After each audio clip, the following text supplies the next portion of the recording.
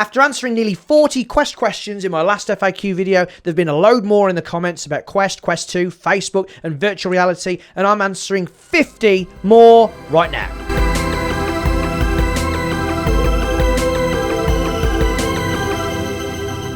Hello and welcome back to the VR Cauldron, where we're talking about all things virtual reality and at the moment the Oculus Quest 2. Still, remember, you don't have to be my bodyguard, but I will be your VR pal. So if you want to be part of this amazing VR community, don't forget to hit the subscribe button. It is absolutely free and you can leave whenever you want. There's a button. You might as well. So in my last FAQ video, which I'll leave a link to below, I answered about 36 questions. So if I don't answer your question in this video, either ask in the comments or go and check it out. The next video is going to be my 40th video. So I've decided to save the big VR fitness challenge for that one. VR's reputation is on the line because this guy truly thinks that you can't use it for exercise. So I hope that you will join me in a few days' time as I try to prove him wrong. But right now, I'm answering your questions, and I do love answering them, so have a scan through my comments if you don't believe me, and I don't care what other people say, I always will. After the questions, we'll have a chat about the new Halo strap for the Quest 2, and whether it might be worth getting instead of the official Elite strap. So here we have 50 of your questions. Check the chapters in the categories, and take it away, Heath. In we go. So I'll start off with some Facebook questions. Ooh. Swiss Moose asked if you'll be able to use your Facebook account on multiple headsets. Yes, definitely. And yes, Derek Pierce, you can have multiple accounts on one headset too. The more they can track, the better. Gill family asked if they could log into their Facebook account, download the games, then log out and play them online. Sadly not, you'll need to be logged into Facebook to use the device. Brandon Wilbur asked, if you get banned on Facebook, how does it affect your ability to use the device? I'm pretty sure you'll lose all of the purchases associated with that account unless you manage to get unbanned. However, you should be able to log in with a different account since they are allowing family members with different accounts to share the device. Heath West asked if you can use a disabled Facebook account on the Quest 2. No, the account will need to be active. Gamer asked if they really need to use their real name on Facebook. Well, it is required and you could get into trouble if you don't, but in practice, thousands of people do it with no problems. For example, teachers use their first and middle names. I would recommend you sign up with real details, but just change your display name to some kind of nickname. The details you use to sign up don't really affect anything in terms of Facebook privacy. They will still be able to do what it is that they do. Ufscar asked if they will have to use their real name instead of a gamer tag. No, the VR profile will be separate from the Facebook one and private if you wish. You can call yourself whatever you want. Right, now some general Quest questions. Links asked if the Quest requires a phone to work. Yes, you need to use the app on your mobile phone. Perfect Idiot asked, how many of the games are fully playable from a wheelchair? Now that's a really good question, and it does very much depend on the player. A lot of games simply require use of the arms, which means you'll be absolutely fine, though the armrests might get in the way. Some games, like Onward for example, don't have a turning option and you have to physically turn yourself. This may pose a challenge, but it's not impossible to do, again depending on the player. There are also games where you might have to pick something up from the floor, which again may prove difficult. Overall though, I would say that VR is very much usable from a seated position, as a lot of games have either seated options or the ability to alter height. Al Stand and Namus asked if the Oculus link cable can connect through a motherboard USB-C. Yes, it can, and it doesn't need to be connected to one on a graphics card. They actually do it on one of the Quest 2 adverts. However, some motherboards aren't compatible, so you'll just have to try. Mine is an Asus TUF X470, and I've got a charging cable working as link through it. I have read that the link works too, but if you have issues, you could always send it back for a refund. Zombie Revel and Ultra Rage Man asked if you really need a high-end graphics card for watching videos through virtual desktop, or will a GTX 970 do the job? Well, the 970 is about on the level as the GTX 1060 from the next generation. The 1060 is about minimum requirements for VR. Ignore when it says 1050, you won't be able to play much at all with that, though it does actually work. So with the 970, you can play a lot of games and will be absolutely fine for watching virtual desktop videos. Actually, the 1050 could probably do that too, but don't quote me on it. Sirhat Goskell asked if the hand tracking feature can be used with PC VR. Sadly, not, because it was never implemented for the Rift S, despite the Rift S having better tracking, so no PC stuff uses it. You maniac! Splash asked, if you want to play PC VR games, does it use the PC specs or the headset? How well the game runs totally depends on your PC. Vacation Boy Videos asked if Wi-Fi 6 will be used to play PC VR wirelessly. Definitely not right away. Wi-Fi 6 is on the chipset, but Oculus are yet to use it to make any type of wireless link. They say they will do it once the experience is as good as the link. Personally on the Quest, I do find Link to be as good as Virtual Desktop, but hey. Pro Tip asked if the Oculus Link is worth the money. I don't know. Come on Oculus, send one over for me to test. My wife won't let me spend £90 on a cable, and I'm not sure I'd want to anyway. Johnny the Cherry Strawberry and Greeny345 asked if you can play the Quest whilst it is charging. Yes you can. Plug it in and away you go. Though you might want a longer cable than the one supplied with the Quest 2. Doomslide82 asked if I had any tips to record my commentary whilst recording Quest gameplay.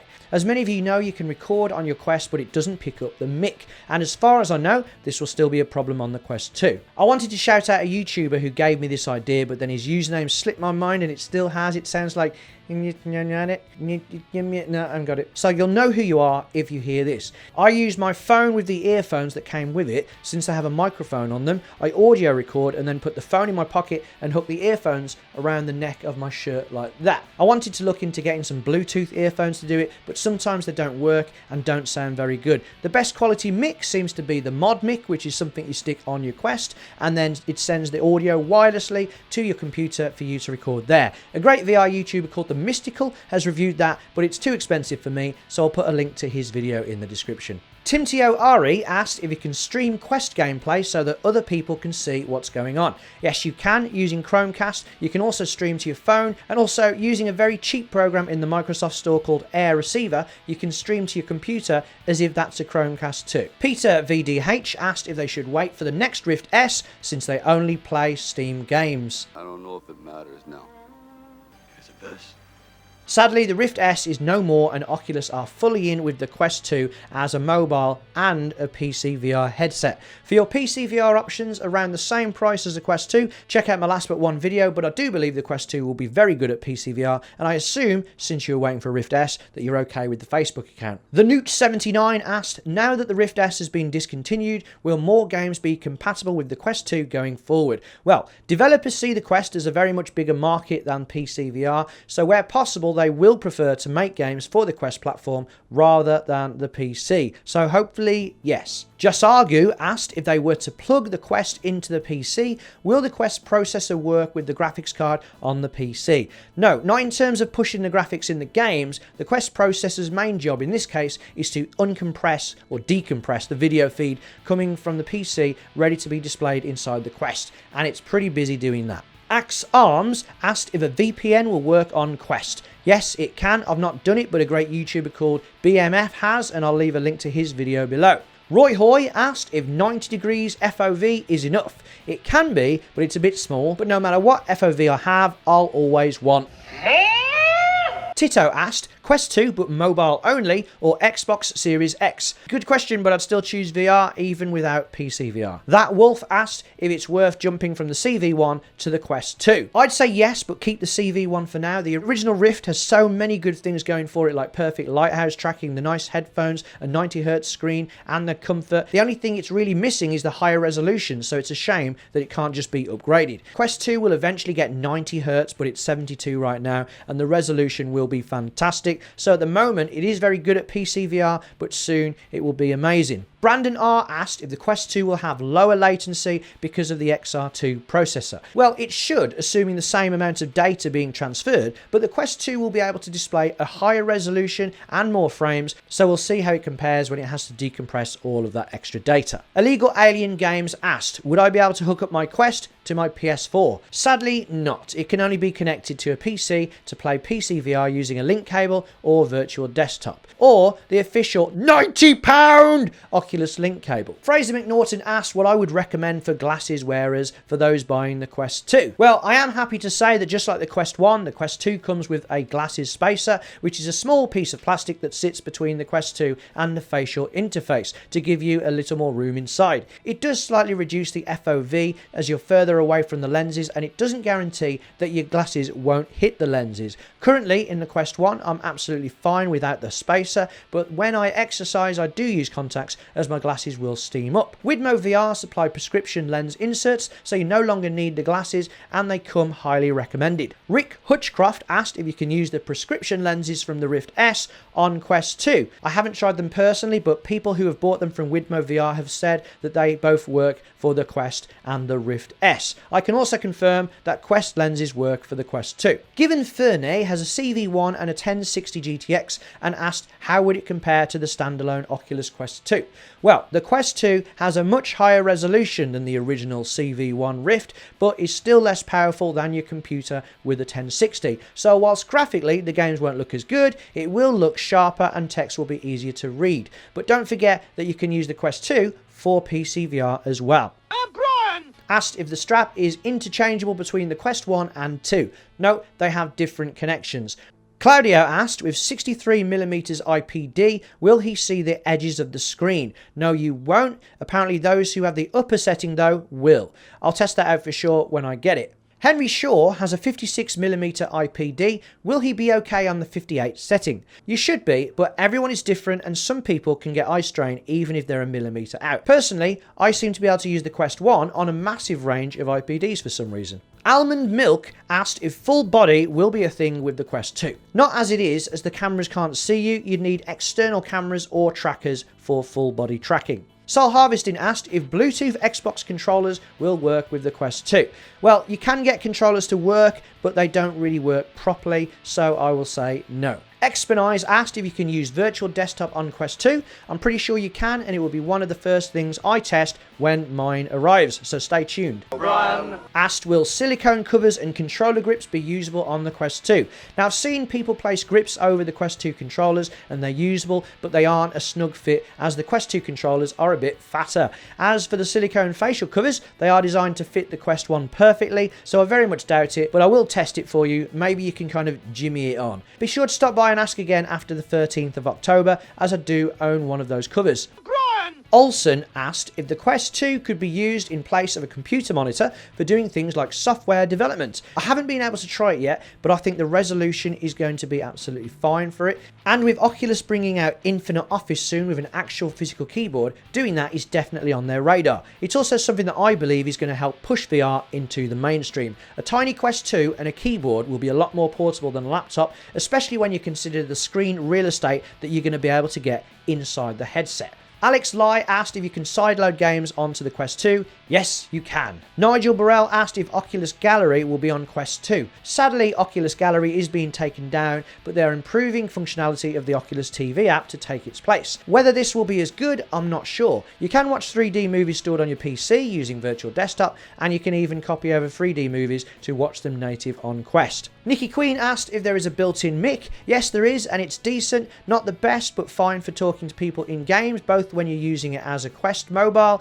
and when you're linked to a PC. Cole Peeler asked, how long will it take to charge? I don't have mine yet, so I'm not sure, but the Quest 1 takes about an hour, so I think about the same as that. Right, now a few questions about games. Matt Oomph asked Solaris or Onward. Tough question, and it all depends on what you want. Solaris is a run and gun game which is extremely simple, and Onward is a slow-paced military shooter with different loadouts and drones and various explosives. I love them both, but Solaris is cross-buy, so you get the game on Quest and PC. I've reviewed Solaris and done some Onward gameplay, so check out the channel for that.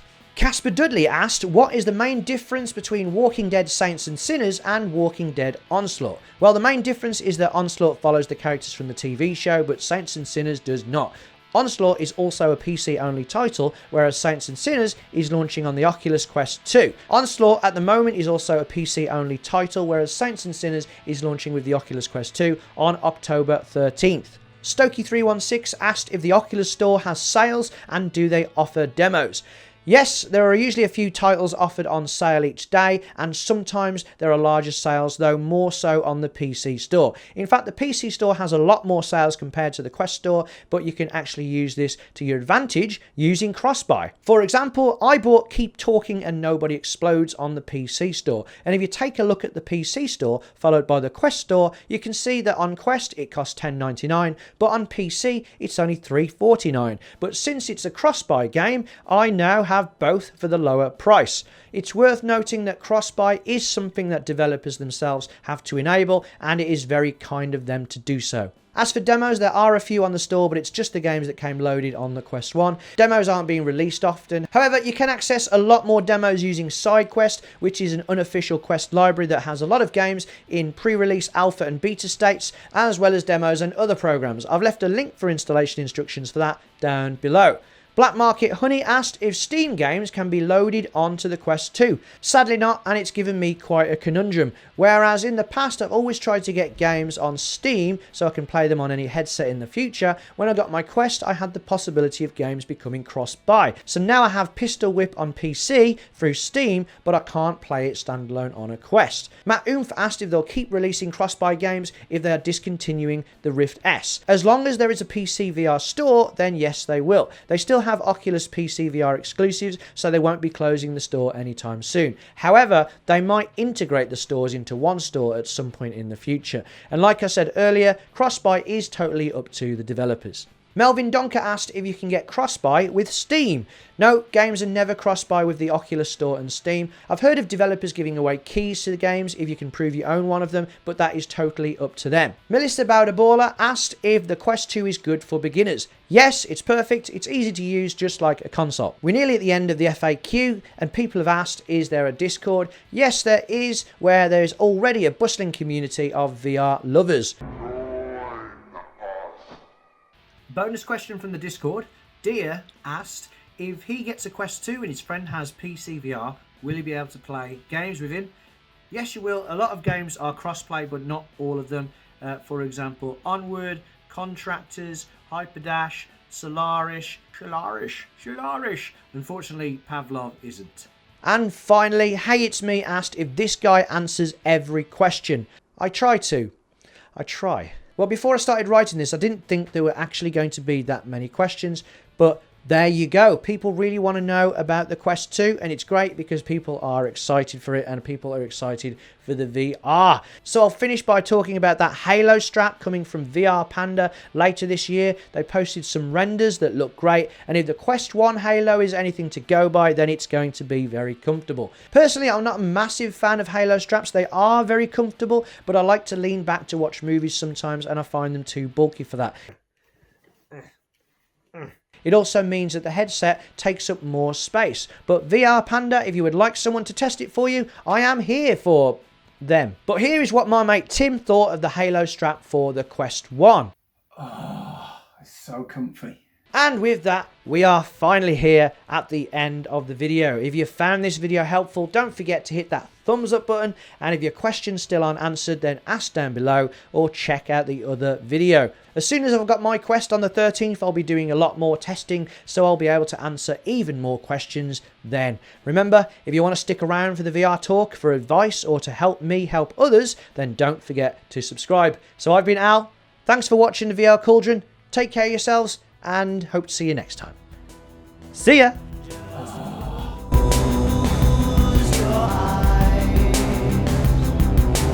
Upside down.